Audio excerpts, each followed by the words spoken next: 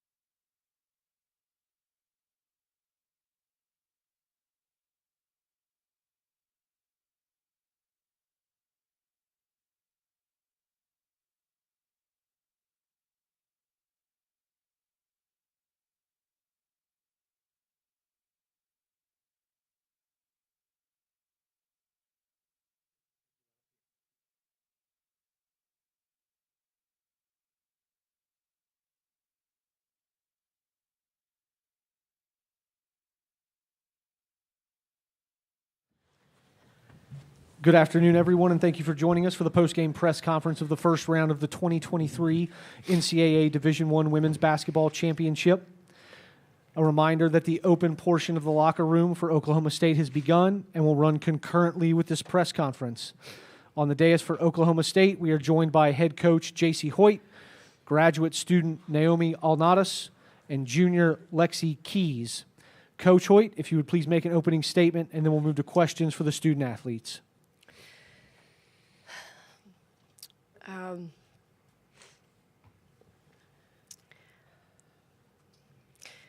It's hard to talk after a loss like that. I think the biggest thing outside of the obvious outcome of the game is just that I'm incredibly proud of what this team has accomplished this season. God has just blessed me in ways that have surpassed my wildest dreams, and getting to be the head coach at Oklahoma State is truly the honor of my lifetime, and I'm so proud of what we built. God blessed me with amazing players to get to share in the journey with. And that's why I hurt so bad and why we all hurt, because we just love each other so much. And this year has been so incredibly special. I can't imagine a better first year in terms of what we were able to accomplish. The fact that we're sitting here when no one thought that we would be finished higher than 9th in our conference, let alone in the NCAA tournament. So I'm incredibly proud of that. I'm so grateful for a fan base who has embraced us and loved us and supported us. And that's what I'm holding my head high on, and that's what I'm going to encourage our players to hold their head high, because this was an amazing year. It's been an amazing journey, and I know this is just the start for Cowgirl basketball. Thank you, Coach. We'll move on to questions for the student athletes. We'll begin on Zoom with Jenny Carlson. Yeah, hey, Naomi, can you just talk me through that last sequence, just what you saw, and did you think you got a look that was going in the basket when you shot it? Yeah, of course, I did go to the basket to score it. It didn't end up the way I wanted, and that's just it. That's basketball. Sometimes you step in the ring, and it's either you win or you get knocked out. I don't know, somehow, some way, I don't know how, but I'll just have to find a way to let that fill me and not just kill me. Still have faith, still trust in God's plan, and I know He will help me throughout the rest of my journey, and that's what matters. That's just the risk of playing a sport, is that you can just hurt, and that's life too. So I just wish I could get it for my teammates, because they do deserve it. But that's life. That's always been my motto. That's life. So we gotta find a way. Just keep it pushing. Next, we'll go to Zoom and Ben Hutchins. Yeah, Lexi, this one's for you. If you can think about, where the team was at last year, the transformation you guys had this year, can you just reflect on just the journey to even be sitting at this podium right now? Yeah, I think it's a night and day comparison. And I think it all goes back to the love we have for each other. The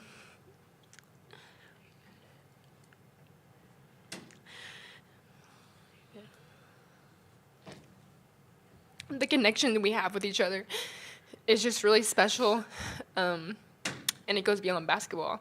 And I think that makes the difference in the long run. It's not necessarily about the wins and losses, which those are great, but this is family forever for us.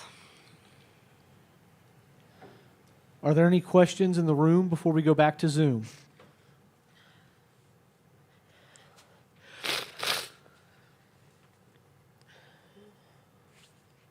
Holly Warlick with ESPN. Mimi, can you reflect on your time at Oklahoma State and just really what it's meant to you? Yes, I can, sure. I just had 1 year, and I didn't know what I was getting into when Coach called me, honestly. But I'm glad she did thought about me. It wasn't easy to come from mid-major to here, Big 12. I faced a bunch of challenges. I mean, size, speed. I remember Lexi Keys always beating me down the court every single time. But I had to adjust. I know my teammate helped me. They accepted me. What I had to make sure was not to change who I was, bringing the light, the joy. I mean, God gifted me with that. So I think I had to make it justice and just use it. I'll always be grateful for Coach. I know she is my coach, but somehow, some way, I consider her as a friend more. And she's not that old, and I'm not that young. So it's like the age gap is really, small. But I'm really grateful for that. No doubt, these girls are going to kill it. They have a heck of a leader right here, sitting on my left. I know right here she's just going to give it hell. But it was just to do everything that I can. So they just keep on going the legacy. I think from now you can understand that God definitely had his hand on the program, 1,000%, no doubt. And right here, it's like as I talk, I just go through the journey, and I'm just grateful that I was able to be part of that. I don't know where I'm going to end up, but I know that I'll be just fine and that they will be just fine. But I'm still grateful no matter what was the outcome tonight. And we'll take the last question for the student athletes from Jenny Carlson via Zoom. Hey guys, could you guys talk to me about the third quarter there? Obviously, Miami scored a bunch of points and I think 20 in the first 7 minutes or something. You guys only had the 3 when they erased the lead. Were you guys struggling more defensively or offensively, or did they kind of bleed into each other as you guys were struggling to hold that halftime lead? Lexi, let's start with you. I think they kind of went into each other. It started with defense, and it always starts with defense for us. We went very good in transition in that quarter, and I think it led into offense because we were just felt rushed, felt like the lead was dwindling, and had to score points, and ultimately we just kind of got out of being us for a little bit. Naomi, anything to add? I think she hit it right on the head. I would say also we was not hunting as we were in the first half. That's it. I mean, that was a great team. They played good defense, and we took a little bit longer to adjust. Great. Naomi, Lexi, thank you for letting us be a part of Thank your you. journey. Thank you. And good luck. Thanks. We'll take questions in the room for Coach. Raise your hand, we'll get you a mic. And if you're on Zoom, use the raise your hand function, and we'll get to you shortly.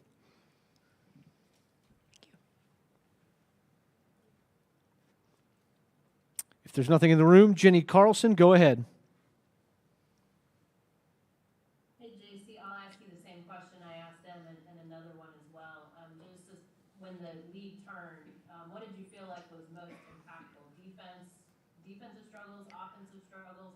And then the second thing is, I know you guys obviously had some tournament experience, players that have been in the tournament before, but having those veterans, not having success, do you feel like now you've got a team that has felt what this is like and that'll translate in years to come? Was that one of those things that maybe hurt you a little bit today?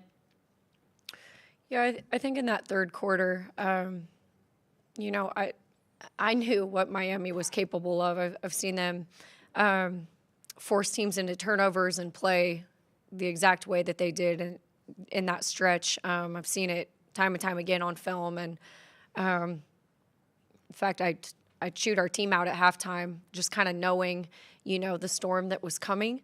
I felt like the game plan today was to take care of the ball and limit their transition.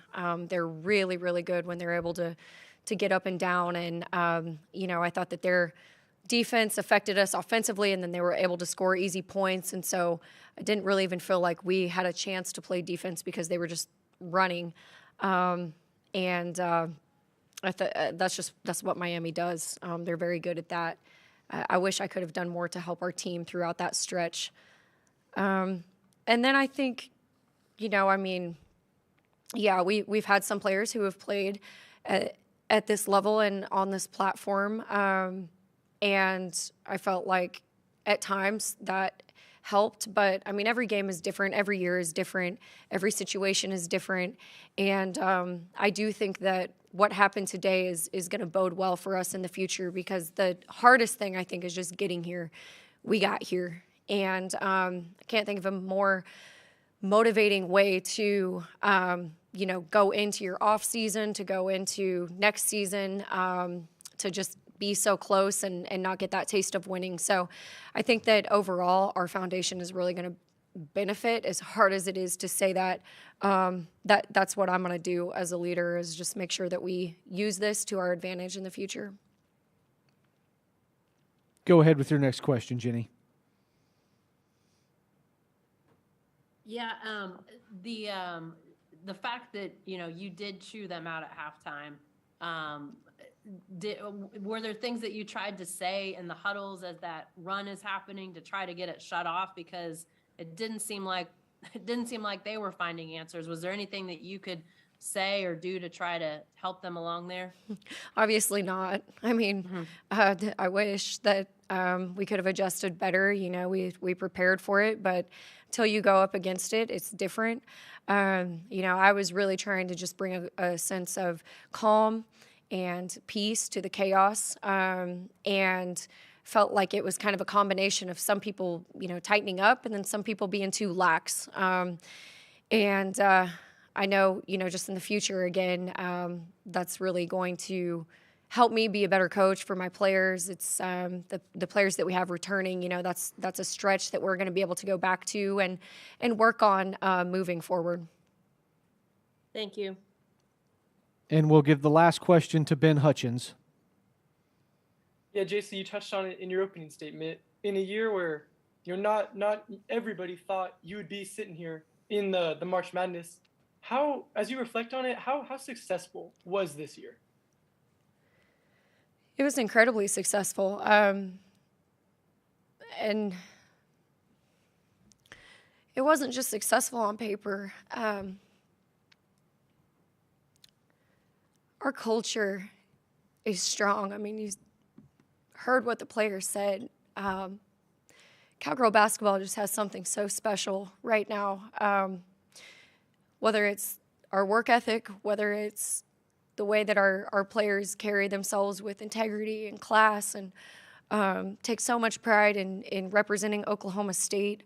I would put our culture up against anyone in the country. And so that's really what I'm most proud of. But, on paper, to go from a 9-win season to a 21-win season, to get to be here, like I said, to have our fan base just so rejuvenated and re-energized, and the momentum that we've got there, the momentum that I feel in recruiting, all of it, we're trending exactly where we want to be trending. And I'm so thankful to the amazing group of players who helped us lay the foundation that they did. That was the whole goal, was to lay an unshakable foundation, and they did exactly that. So I'm incredibly proud. Coach Hoyt, thank you for the time. It was a pleasure getting to host your program, and congratulations on a great season. Thank you. We will be joined shortly by Miami.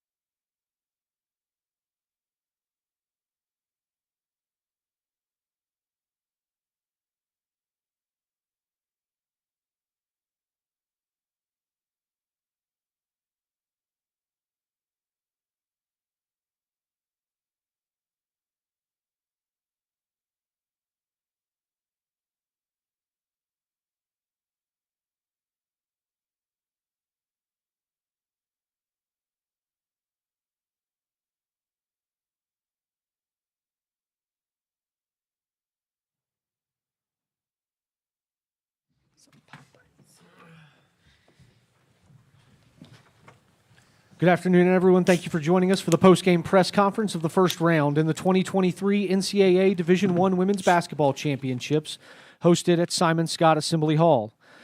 A reminder that the open locker room portion for Miami is now closed. On the dais, we are joined by head coach Katie Meyer, senior Haley Cavender, and graduate student Destiny Harden. Coach Meyer, if you would make an opening statement, and then we'll go to questions. Even though I've had a lot of time waiting here, it still is shocking what just happened. Not surprising, just it's physically like shocking to have to flip the switch and play completely different style of basketball. 20 minutes versus the first 20 minutes. I'm so proud of my team. Obviously Oklahoma State, like what a great season, what a great team. They were sharing the ball. They were just way better than us in the first half. They were unselfish. They were stronger with the ball, and they had intention in what they were doing. So we really did want to press them. It was part of the plan, but it was very hard to press them when you only score 20 points in the first half, not many field goals, not many opportunities to press. So the team was really talking when we walked in at halftime, like really talking. And usually they have to write something on the board. And I was ready to be mad, like, why didn't you say anything on the board? And they said, because we've been sitting here talking, figuring this out. We've been having a conversation. And I was like, well, don't let me interrupt. What y'all got? You know, it was one of those things. And they started giving some information. We started giving some information. But honestly, you know, I'm getting texts saying, great adjustments, great this, great that. I'd love to say that, you know, we made all these great adjustments. We played better, and we played more together. And they knew it, and we knew it, and it wasn't like we didn't want to bail them out and say, okay, we're going to reinvent the wheel. We're down 17. It's like we left at least 12 points of layups on the board. They banked in 2 threes and banked in a 2 when we ran the shooter off the line. So that's 8 points plus 12. That's 20. We're down 17, and we can control that. Like, we got this.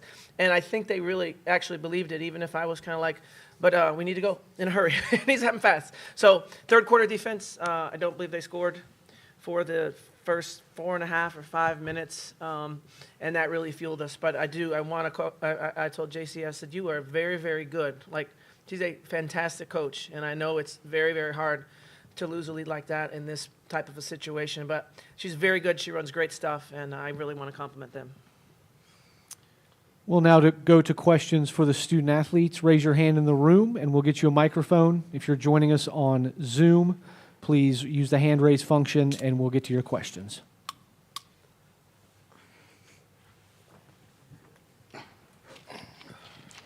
Nick Jenkinson, South Central Indiana News Network. Haley, you were leading this team in the second half. You outscore Oklahoma State 42-24. Just talk about being down 17 to just going on that big run. Yeah, the team's mindset coming out of halftime was we knew from the start of the third quarter we had to jump on them and just focusing on defense. That's our bread and butter. So being able to just get stops and play our game, speed up the game, and hitting our shots, and we just poured into each other and just shot with confidence and just stayed with it.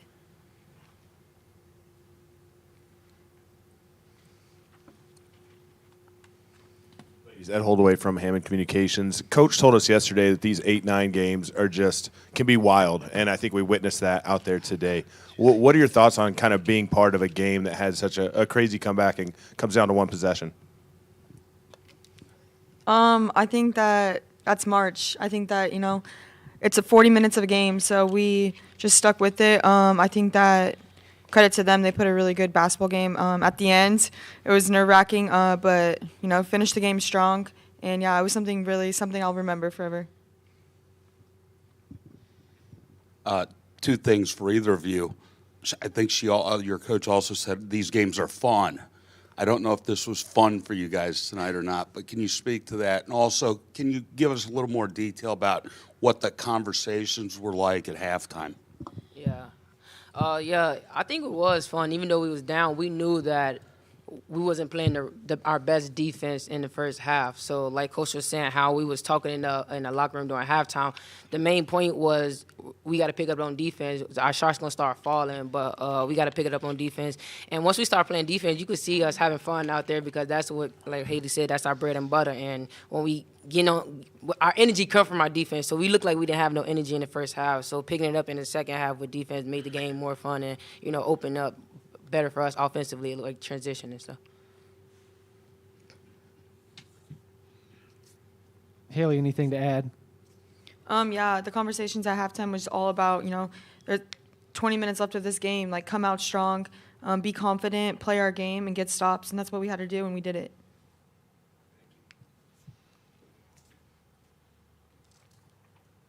Anything else in the room for the student athletes?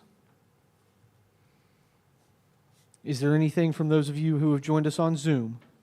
Use the raise your hand feature.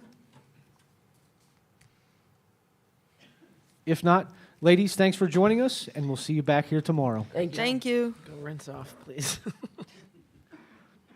We will now take questions for Coach. Raise your hand, and we'll get you a microphone. Hi, Coach. I asked you this yesterday, and you didn't want to go into it because you hadn't won yet. But now that it's official and both IU men and women will face Miami men and women, how do you feel about that? That's awesome. I mean, what a great situation. I know our athletic director was on a plane going back and forth with someone from Indiana as well. It's awesome. I mean, Indiana is known as a basketball school. I grew up in Illinois. I'm fully aware of this, the history here. And it was a great place to play, just a great environment, and we're looking forward to playing Indiana. And hopefully the Canes come out on top on 2.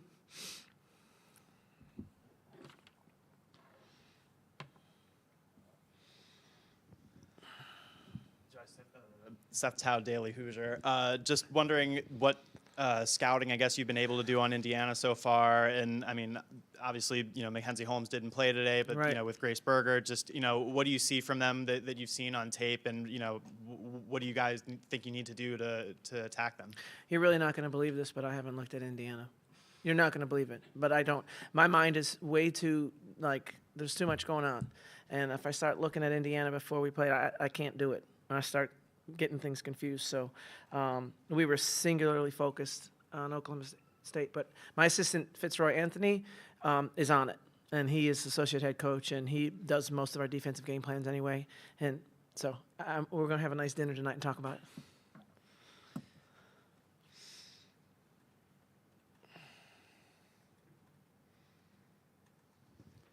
Mike Merritt from Associated Press.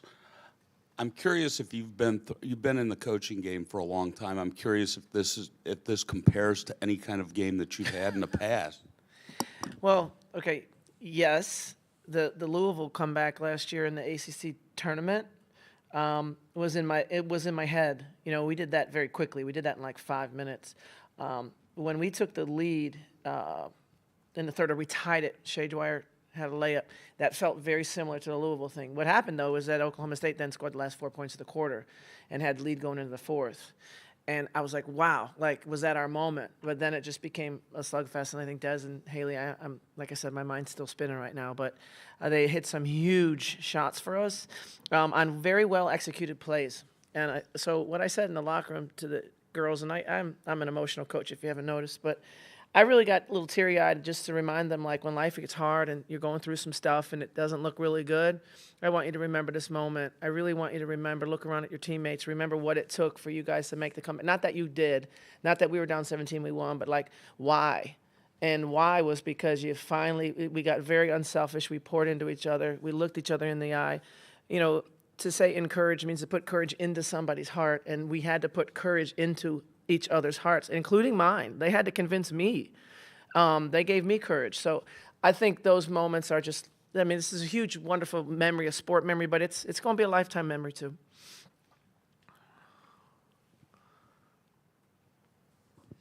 Brenda Van Lingen, ESPN. Katie, you said when you got to the locker room, the team had already been talking and had things discussed.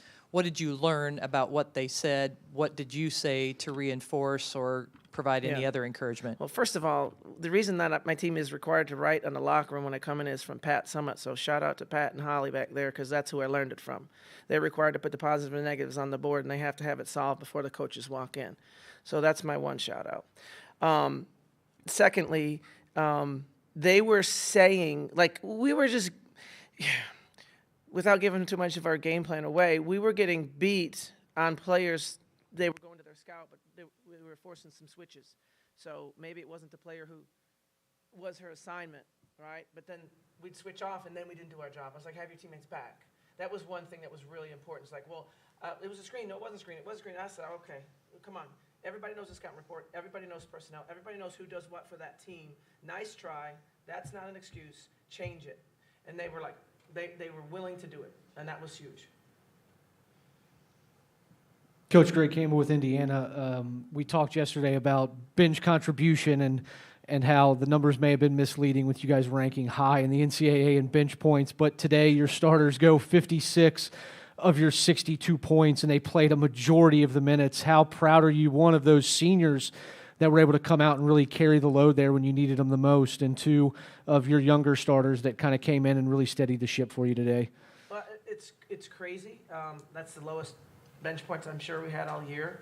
But if I can tell you that those 6 points were so crucially important, they did their job. They did it at a very, very important time. Hannah did her job in the first half, and we couldn't make a dang layup. She got in there. And then Shay with the steal and the layup. That's what Shay needs to do for us. And then Lola saying, I'm tired. And I was like, you're not tired. She's like, I am tired. No, you're not tired. Okay, Kyla. Kyla comes in and does her job. But we're not, so the bench, that doesn't seem like a lot, but how productive and important was that? And that's the faith we have in each other. But we're not even close in this game without Jazz Roberts. And I know she's not up here, but boy, did she keep us in it. We were going to get blown out of the gym without Jazz. So she did her job too. Is there anything else for Coach?